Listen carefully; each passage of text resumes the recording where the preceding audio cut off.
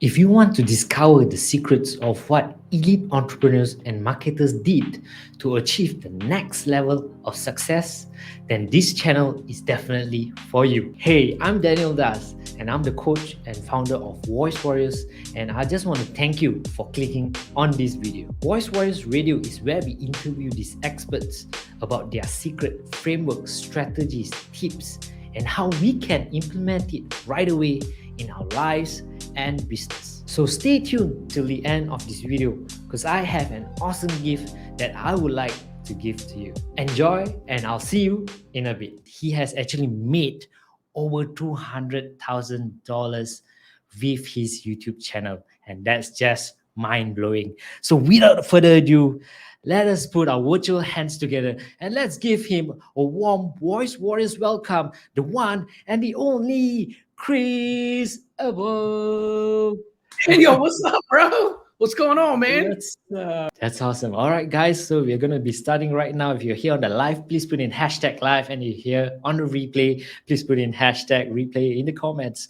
So, Chris, as we are starting off our whole, episode for today, I would like to make it like really a kind of a personal discussion with you. So maybe could you just start off with sharing your backstory on how you got started with this whole online marketing and how did you get into the church ministry and so on? Yeah, please go ahead and share with me. Yeah, great question, man. So I was, I've been in the church, was in youth ministry for a long time. For me, one of the things that happened was I started, it was probably at the tail end of 2013. I was on staff at my church. I was a youth pastor, worship leader, and wearing a lot of hats. I was also the graphic designer, the web designer, right? Like just kind of doing a little bit of everything.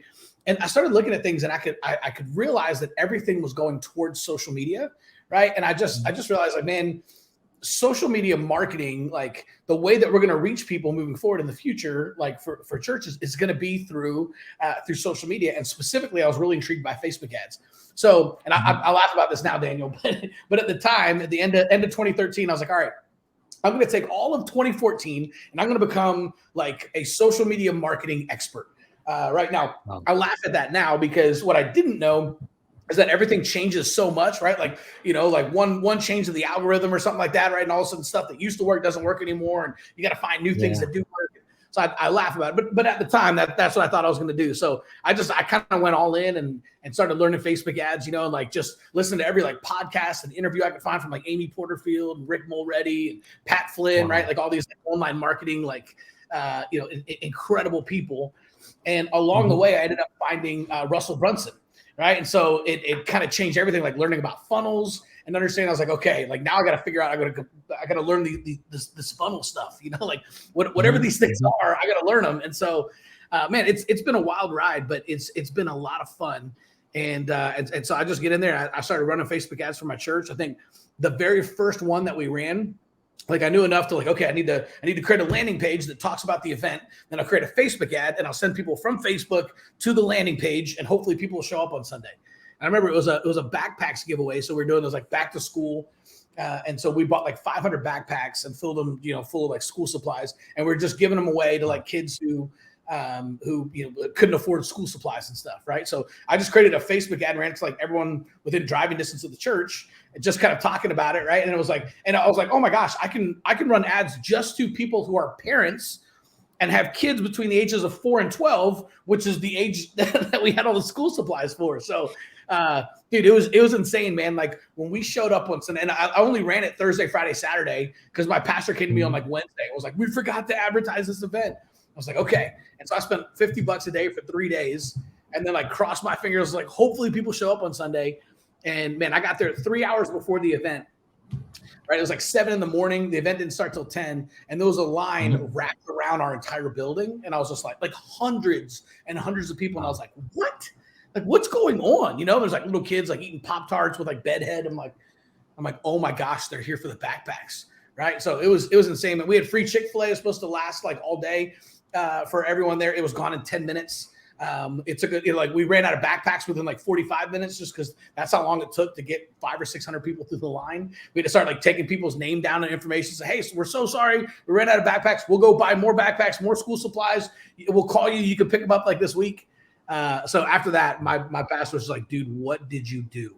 right? Like how do we do this, man?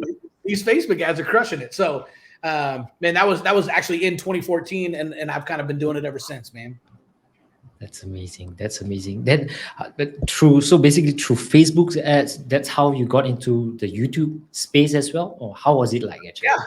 Yeah. So I started, just because I did that, like, word kind of started to get around, and like, churches here and there, came to me and like, hey, I heard you run these Facebook ads things. Can you help me? And so I'd run them. And then whenever I'd have it, I started posting in some Facebook groups like, hey, if you guys aren't running Facebook ads, like they're fire right now. I just ran one for this and this. And, and I just kind of post these case studies in there. And so then a guy named Brady Shear, who I didn't know it at the time, but at the time he had the largest podcast in like the church marketing space. But I didn't know that. I was just like, oh, cool. Hey, yeah, sure. I'd love to come on your podcast. And so nice. It was cool. It ended up being the at the time, again, I don't know what it is now, but at the time it was the number one most downloaded episode in like the history of the podcast. And the podcast was pretty popular. So he called me back. He's like, dude, I never do this. Like a month later, he's like, I never do this. I need to have you back on the show. This is the most popular episode we've ever had. People are asking questions. So I went back on there a second time, and then a couple months later went back on a third time. And so just word started getting out and started, snowballing. And so I started to kind of build a name for myself as the Facebook ads for churches guy. But with all the changes Facebook ads have been going through like the last couple of years, right? Mm-hmm. Especially with iOS 14 and all that stuff, I just realized like last year, like, okay, I'm going to have to get into the YouTube space. Like that's where we got to go. And I was just like, man, and looking at Facebook ads, it was like like my cost per click was just like going through the roof. My cost per conversion was going up, right? Like I was booking calls at between $70 and $100 per call, which I was great with for a while. And then all of a sudden, man, like one Facebook change and that jumped up, and I was paying $400 or $500 per booked call. And so I was just like, I could see the writing on the wall. So I went all in. I just said, okay, I need to hire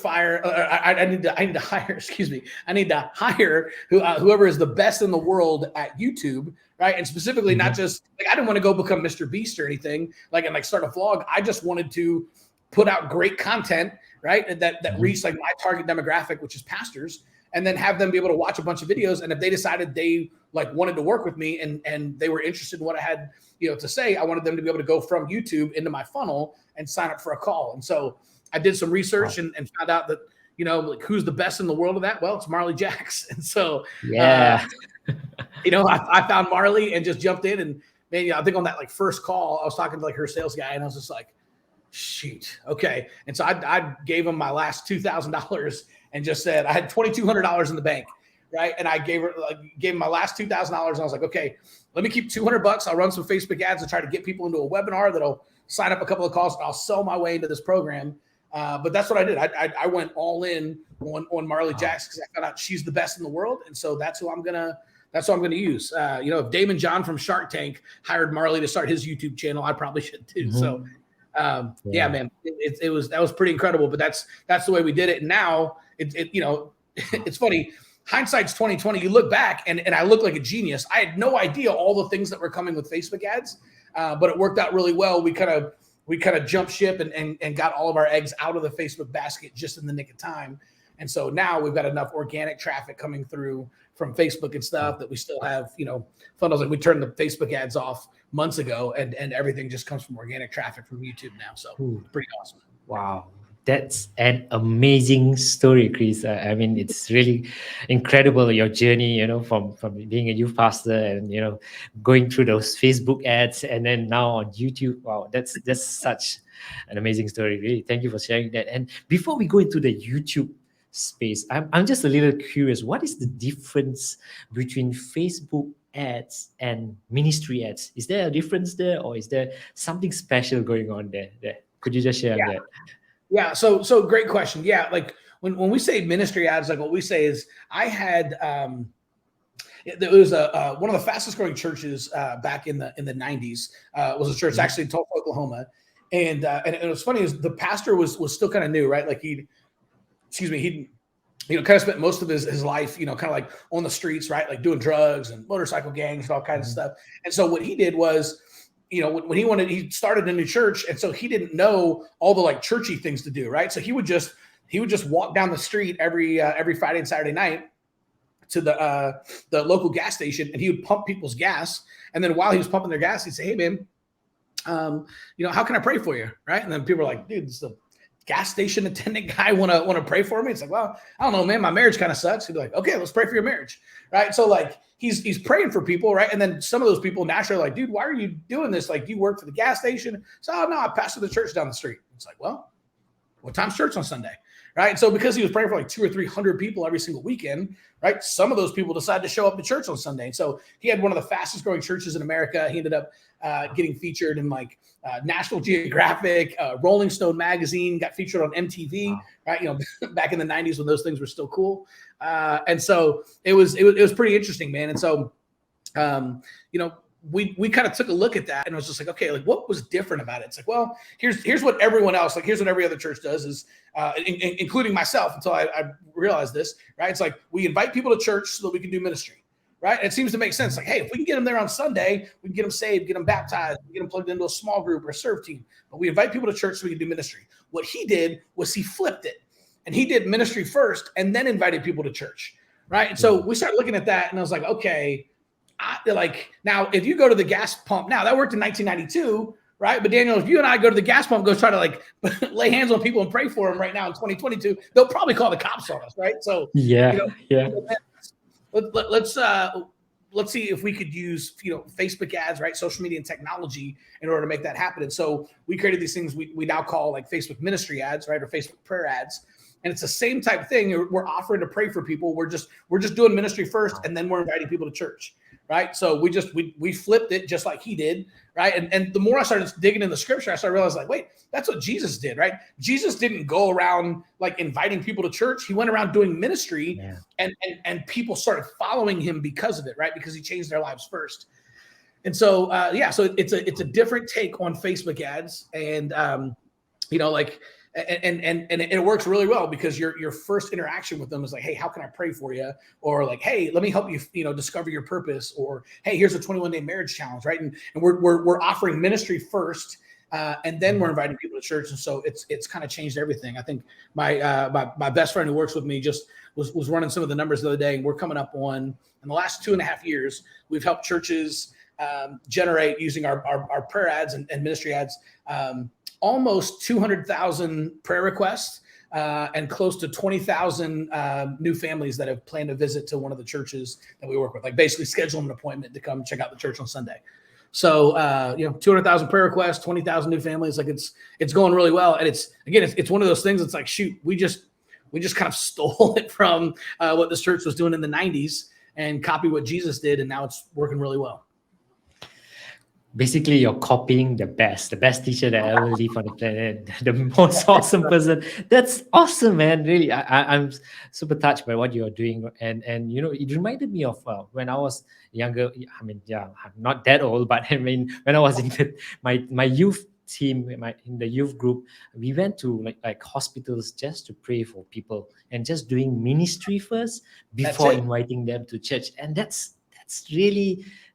an awesome, I think is too underrated, but it's an incredible way to really attract people and to get people to know Jesus, right? And wow, beautiful.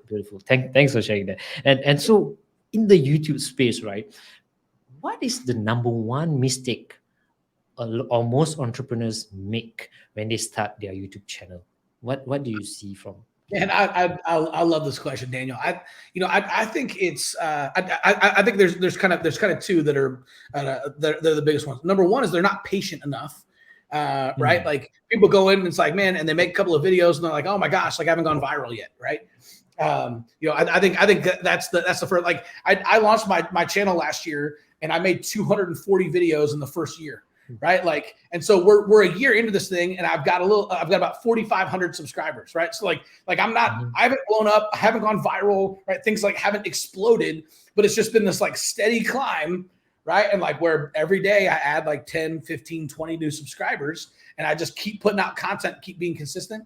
I think most people just aren't patient enough, right? Like if after the first month they haven't gone viral and exploded, they kind of give up. So I think that's the first thing is you just have to have patience. The second thing is, I think when they do go into YouTube, most entrepreneurs, what they want to do is they want to naturally sell, right? And that's what we do as entrepreneurs. We want to go in there and be promotional, right? And so, especially if you've been doing like funnels and VSLs and webinars, that kind of stuff, it's easy to get on there and just kind of like, hey, buy my thing, and here's what you need to do, right? And all of a sudden, it's like, and really on YouTube, what works is just providing value and helping people, right? So, Marley talked to me about basically just putting all of my best content into the videos, right? Like, and don't hold anything back, right?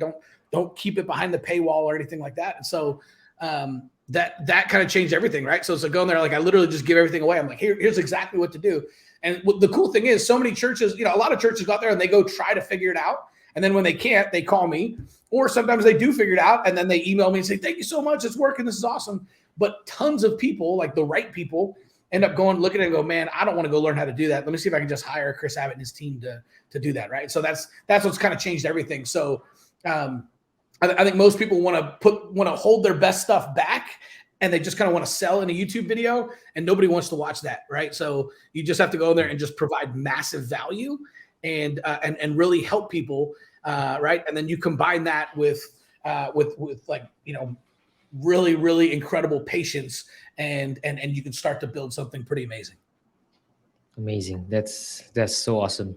And guys, if you are not taking down notes, please get those pen and papers out and take down, because Chris is sharing a lot of golden values right now. So patience and providing value and helping people, that's really an awesome way to go about starting, and a mistake to definitely avoid not doing this stuff, right? So Chris, so basically from that being said as well, I understand that you, correct me if I'm wrong, that you use YouTube as your funnel, right? Yeah. Right? You use a lot, I mean, YouTube as your funnel. Could you explain more on how is the process of making YouTube into a sweet funnel? Yeah, man, great question. So the biggest thing, and it took me a while to kind of figure this out, right? But what I started doing was, I was so used to running Facebook ads into my funnel, right? So like typically, like if you have like a webinar funnel, right, you're running Facebook ads, like, hey, we've got a webinar coming up, register for the webinar this Thursday, right? It's, how to grow your church without knocking on doors or doing direct mail, right? And you come up with like a flashy name, and you're sending people to like a registration page where they pop in their email, right? And then if it's an evergreen webinar, then they go like straight to the webinar, right? Or they might go to a thank you page that reminds them to, show up for the webinar Thursday night or something, right? And so I was building everything in ClickFunnels, and it was going pretty well. But what I realized was, just like everybody, right? Like the show up rates for webinars, it's really tough to get everybody there, because now people know what they are. So they sign up, and they just sign up for a webinar knowing that, okay, I'll just watch the replay if I'm interested, and then they never watch it. So what I realized though, like when we had people like jumping on our strategy calls, these people were already sold because they went through and they had watched 10, 15, 20, 25 of my YouTube videos. So when they jumped on a call with me or someone on my team, they're like, hey, like, dude, like I watched all your videos. Like I binge watch them. My wife makes fun of me because I'm watching them at night before I go to bed. Like I'm listening to them while I'm cutting the grass. Like, dude, I know that you have what we need. Just tell me what it is. Like, here's my credit card. Shut up and take my money. Right. And you're just like, wow. Heck, like I haven't even done anything. Like I just, like this is the way a lot of the calls would start. But it was because they already trusted me, and they already knew that I knew what I was talking about, because they watched a bunch of videos. Right. And so that's when I realized, like, wait a second, like the funnel isn't the funnel. YouTube is the funnel. Right. Like, and then eventually when they watch enough YouTube videos, then they actually go into my funnel and sign up for a strategy call. But I realized, like, the funnel isn't the funnel. YouTube is the funnel. And so like one of the things I did, Daniel, and this is, I just thought, well, if that's it, all I need to do is send as many people as humanly possible to my YouTube channel, because that's the funnel. They'll binge watch a bunch of content, and then whenever they're ready, they'll sign up for a strategy call, and we'll have a chance to talk to them. And so using like what I did was I started running Facebook ads, and literally just traffic ads. Like, and here's the scary, like I know how to run like Facebook ads and conversion ads and all different like types of, doing that for a long time. I did the most basic ads ever. I would literally I'd put the title of my YouTube video, like I'd go to my Facebook page, put the title of the YouTube video. Then I would literally like copy paste the link to the YouTube video, which would automatically just pull in my thumbnail. And then I'd post that on the Facebook page, and then I would boost it, and I would boost it for like $100 a day. just out to like my audience. And what happened is when people clicked on it, they went to YouTube. Like I wouldn't send them to my funnel or to my website or anything. I was literally just sending them to YouTube, and they would go watch that video. And then if they liked it, right, and if they like me, they'd start watching other videos. And what happened is more and more people just started signing up for strategy calls, right? And it's just like, and it was so much more effective than trying to send cold traffic from my Facebook ads into my funnel to sign up for a call. I just sent them to YouTube. They watched a ton of videos, and whenever they were ready, they jumped on a call with us. And doing that, I think we had about a 60% close rate. I mean, it was insane. Like if we could get 10 pastors on the phone, 6 of them would sign up with us. And the 4 that didn't would be like, oh my gosh, like I can't figure out how to get the money. Like I got to do that. Right. And they're like, like trying to figure things out on how to do it. Like, I don't know that we ever had anyone who said, hey, I don't want what you have. Right. It really just came down to whether or not they had the money. And so, but it was just, they were all, I don't even like the word pre-sold, because it was different than that. Right. It's not like we were trying to sell them, like legit. We were trying to help as many churches as possible. And it's like, hey, if this sounds like something you're interested, like let's talk. If we can help you, we will. And there are times we talk to churches like, hey, I don't think we can help you guys, right? Or hey, I actually don't think you guys are in a really healthy spot right now. I don't think bringing in a bunch of new families is actually going to fix what's going on. I think you have some leadership issues, and you need to talk to your board, and you need to make. So there were a lot of times where we would just say, hey, actually, I don't think it's going to be a good fit for us to work together. But it was cool to be able to have that kind of a. That kind of a choice, that kind of a relationship, because they already trusted us coming into the call. And so we literally just did everything in integrity. And if we couldn't help them, we would tell them that and say, hey, man, we'll pray for you. And here's what we think your next step should be. And if we could help them, it was like, yeah, I think we can help you. And here's what that looks like. So pretty awesome, man. But YouTube is the funnel. Yeah, man, that's powerful. They're really powerful. I mean, I feel that you have the reason after they're watching those YouTube videos of yours filled with full of value, you just build that reciprocity in them, that where they they are so ready to just take out their wallets and say, hey, take my money and just take it all because I know I'm going to get so much more from you by giving you money. And that's on point. powerful. And you said something that's really important, right? Like one of the reasons we felt, somebody asked me recently, like, hey, did you feel guilty charging, $2,500, $7,500, which are 2 packages, right? $7,500 to a small church. And I said, no, right? Like I didn't, because I knew like there's nothing else that I know of that they could invest $7,500 in and get the type of impact and ROI that they would working with us. Right. So like when they came in and we built out like all 6 of our ministry ads for them. Like I had a pastor who just came to me a couple months ago and said, man, like Abbo. So my nickname's Abbo, right? It's Chris Abbott. All my friends just call me Abbo. Right. So Dan, you can call me Abbo. We're friends now. But thanks, he called me. But so he was like, Abbo, man, I ran the numbers. He'd been running our ministry ads for about a year and a half. He goes, man, I looked at it. We paid, $7,500 to your company to like build all this out. He's like, and then all the money on the ad spend that we've spent in the last year and a half. And he said, I looked at it, and all the new families that have come in from your ads not only covered like their like tithes and offerings and like giving, not only covered the $7,500 that we paid you guys, but it also covered all of the ad spend that we spent in the last year and a half. And we're in the black, like we have like leftover money. He's like, so like the church actually made more money like by, and grew and had a bunch of new families because of the investment we made. Right. So I'm like, yeah, like that's how it's supposed to be. Right. So it's why I didn't feel bad. It's like, I'm not taking people's money and then like, haha, we got your money and we're running off. It's like, no, like I'm building a system for them to be able to attract new families for the next 5 or 10 years. Right. And actually do ministry and that's how it should be, is over time, like that investment, right, should there should be plenty of ROI on their part. So anyway, that was the reason. Like it was always just like, yeah, like I think we can help you, and it's been a lot of fun doing it, man. Wow, that's really so good, really so good. And so I mean, moving on as well. I mean, like through all these, right, through how your story and how you started and all, how did you discover your voice?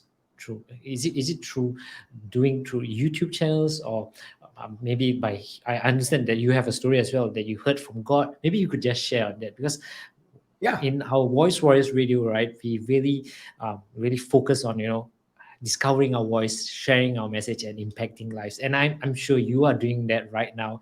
So could you just share first, like, how did you discover your voice from there?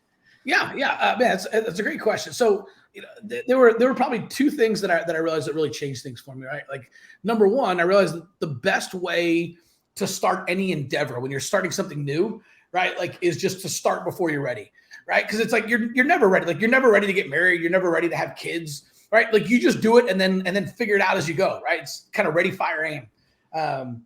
I remember being on the way to the hospital to have our very first kid, and my wife and I are like, and like we induced, so we knew we were going to the hospital to go have a kid, right? I remember like we went out and like had dinner on the way there, and we were just sitting there, we're like, oh my gosh, like this time tomorrow, like we're gonna be parents, like we're gonna have like a little tiny human that we're responsible for, and we gotta like feed him and raise him, and like, God, this is crazy, right? Like you're not ready for that. You just do it and figure it out, right? Like. So it's kind of the same thing with finding your voice, right? With starting YouTube or a podcast or business or anything. It's you're never ready. You just start, right? Mark Twain said that the man who grabs a cat by the tail knows 80% more about cats than the man who doesn't, right? So it's like, man, best way to start a YouTube channel is to start a YouTube channel, right? Like there's no amount of research you can do that's going to help you. Just start one and you figure it out. Best way to start a podcast, you start a podcast. Best way to start a business is start the business. So, for me, like I told you, like I was just like, okay, my first mark was I'm going to do 100 videos. And by the time I get to 100 videos, I won't suck anymore. And so, I would batch them. I'd do 20 videos in a day. And I'd go out to Marley's studio and everything, right? We'd go out there and we'd shoot 20 videos one day. I'd spend the next day working on the outlines. And then I'd go back and do another 20 videos, right? And then fly back home. So it's like, man, 40 videos a pop. You're exhausted after that, right? But, now you've got 2 months of content and, and it's just like, okay, let's go. Right. So I think that's it. Right. That's number one is start before you're ready. The second thing I realized was, man, the only limitations that I had were the ones inside my own head. Right. And so when I realized that, it was like, okay, wait a second. Like I gotta, all these excuses that I have and like all these like negative voices or like trust me, Daniel, I was like, man, I gotta lose weight before I go on camera, right? Like, oh man, like I gotta work out. I gotta start eating healthy. I gotta, I started doing like all these different things, right? Man, and all those things would be great, right? I'd still love to lose weight and do all that. But the bottom line is, man, I just have to start, right? I can't just wait till I get skinny and go start a YouTube channel. It's like, man, people, you mentioned that number, right? 7,755 people die in the US every single day. And I know that most of them don't have a relationship with Jesus. That's what keeps me up at night, right? That's what drives me. And so every day I get up going, I have to make a dent in that number. Right. Because if I just take the day off tomorrow and just kind of chill, that's another 7,755 people that are going to die. Most of them won't have a relationship with Jesus. Right. And I believe I have a moral obligation to get the word out. Right. And help churches make a dent in that number, whether or not they ever work with me at all. I know how to change that. And so I'm kind of going all in on that. And, anything that would try to keep me from getting that message out is just a limitation. Right. It's just a limiting belief that I have.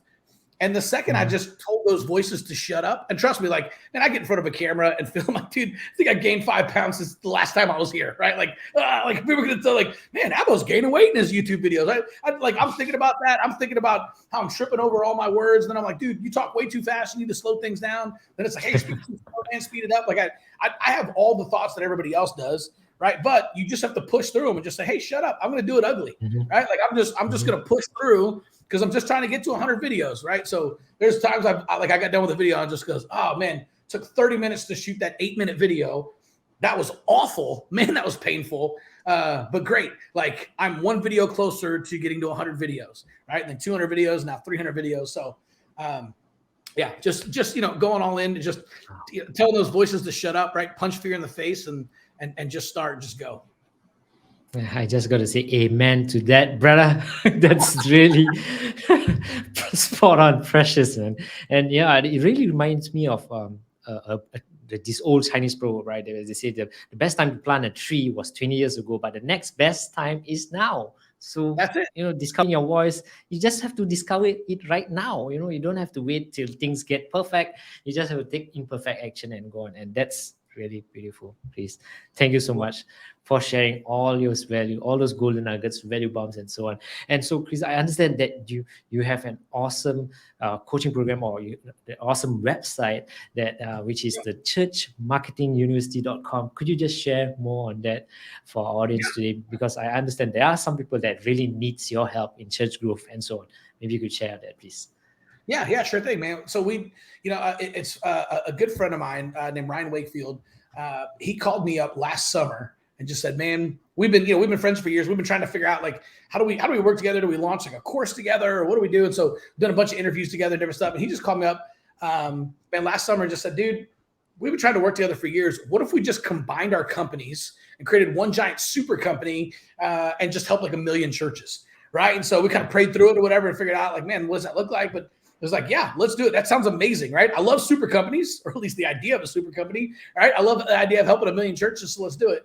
So, man, we just did it. Just this year, we made everything official. We officially partnered and combined our companies, everything, right? And so that's Church Marketing University, and we've got 2 programs. Right. One of them we actually offer a scholarship for, where we can help your church basically learn anything you need to know about marketing. There's like over 40 different courses in there. And you can, like I said, if you have a small church or limited resource, you can apply for a scholarship and get that really, really cheap. And that way you and everyone in your entire team can learn how to run, Facebook ads and learn landing pages and search engine optimization, your website and photography and social media and everything is all in there. And then the second thing we did is we launched a new program called Grow, which is churchmarketinguniversity.com/grow. And it's basically just for churches who are specifically trying to grow their church and get a steady stream of new visitors every single Sunday. And so we help them with a bunch of different things, right? Like Google has a program for churches where they can get $10,000 a month in free Google ads. So we help them get qualified for that. And then we run all of their Google ads for them. And then we put the prayer ads is in that program as well. And a bunch of like Facebook invite ads. They can get a free website in there, daily social media guides, all kinds of stuff. So yeah, we've got those 2 programs inside of Church Marketing University, and man, we're having a lot of fun and helping a lot of people, bro. That's amazing, man.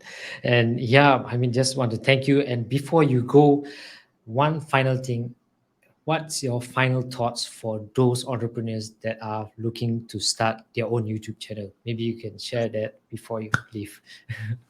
Bro, yeah. So I would say, man, number one, which I already shared, right, which is start before you're ready, right? Like, man, just take imperfect action now, right? Like oftentimes, like we'll hide behind the excuse of like excellence, like, oh, I want to do things right, I want to do it with excellence, right? But in reality, like all we're really trying to do is mask our own fear of failure, right? So just man, take imperfect action now and just start. Punch fear in the face and just start. It's the best way to do it, right? Perfection is the enemy of progress. So. The other thing I would say is that, you don't rise to the level of your goals, you fall to the level of your systems, right? And so that's James Clear said that, right? It's the whole idea behind his book, Atomic Habits.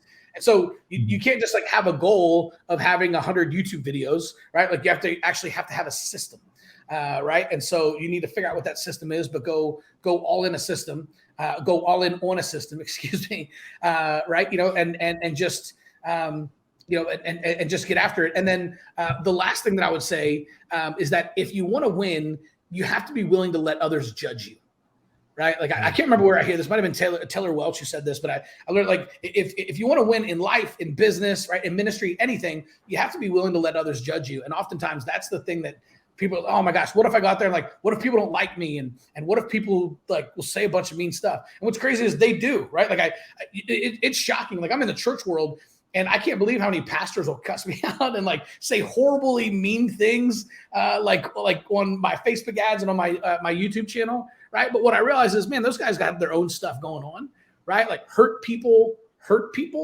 and so, man, you just I just delete those and move on because, man, like I'm helping tens of thousands of churches out there, right? And by extension, hundreds of thousands or even millions of people through the churches that they pastor. And so, the couple of haters out there aren't even worth my time, right? So when a lot of times we don't want to start because of that, but you have to just get over it and just, and I'm not saying it's easy, right? Like I think about it all the time, but you have to be willing to let others judge you if you want to change the world. So, man, take imperfect action now, just start. That's the way to do it. Hey, Daniel here again. And I just want to thank you for watching this video. And like I promised, I would like to give you an awesome gift. But before that, did you know the fastest way to reach the next level in your online business is not by cracking your head for ideas, going live every day on social media and all that? The fastest way we discovered is by interviewing experts that are in the niche that you're in. What I mean by that? Have you heard of this phrase where your network is your net worth? I'm sure you did, but if you have not, hear me out for a second. The real question is, how do we connect with these elite entrepreneurs and marketers? It took me a while to understand this, but with a lot of researching and studying, I finally discovered that most of them have this one pattern in common. Most of them started their entrepreneurship journey by asking or interviewing experts before they became one. And that's why having an interview show is so powerful. It does not only connect you with these experts, but it also builds your authority, trust, and credibility with your audience. And they will be willing to buy your offer without hard selling. Amazing, right? So here is my awesome gift to you. If you're looking to connect with your dream experts with a powerful interview show, I have this special short training that will help you with all the strategies that you need to launch one. All you have to do is click the link in the description, and that will direct you to my free group where the free training is. Over there, you'll be able to connect with me and ask me any questions that you have, and also join me in live interview session that is ongoing every single month. You will be able to find other free trainings that are in there that will help you in your entrepreneurship journey as well. Hope you enjoy it, and I can't wait to see you in there. Once again, thank you so much. Till the next one, I'm Daniel Das, signing out. Goodbye for now.